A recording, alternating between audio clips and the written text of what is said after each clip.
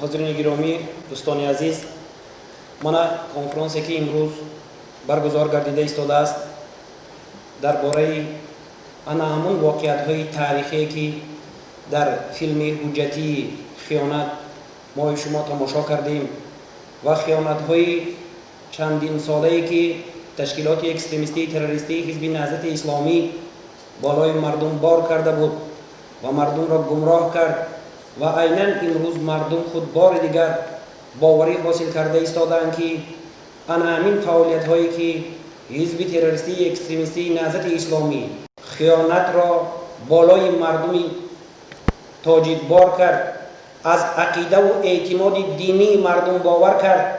در سالهای 91-92 بر دوش مردم میرساندند که اگر کسی که بلیت حزب نهضت اسلام ندارد وای مسلمان کامل نیست. این بود که اعتقاد دینی مردم را آنها استفاده برده دروغ را بالای مردم بار کرده.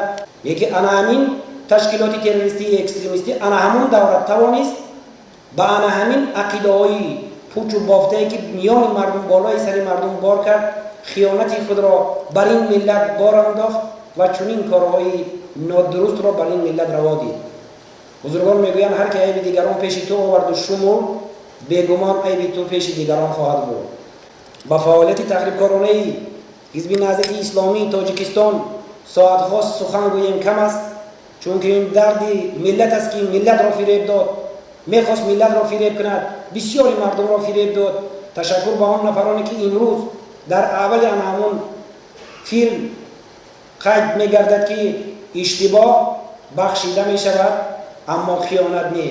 امروز کبیری درباره بیماری کرونا ویروس که در دنیا پخش شده است لاف میزند، طعنه میرساند، حالان که همون بینایی که کبیری خریداری کرده است برای بیماری اجرویی از زمان شوروی باید او بینا کارش آغاز میشد، با یک پول ناچیز خرید با یک کسی دیگر فروخت. ببین یک کارایی کرد که عموما برای ملت یگان ذره فایده نآورد، کوری خود بینای مردم یگان کار به منفعت ملت انجام نمیدهد و مقصد اساسی کبیری همین تبادلات دولتی بود. در آخر در سال 2015 عاقبت همین مقصدهای غرضناک و شوم و حرام خود را برای ملت میخواست بار کند، بیهوده است.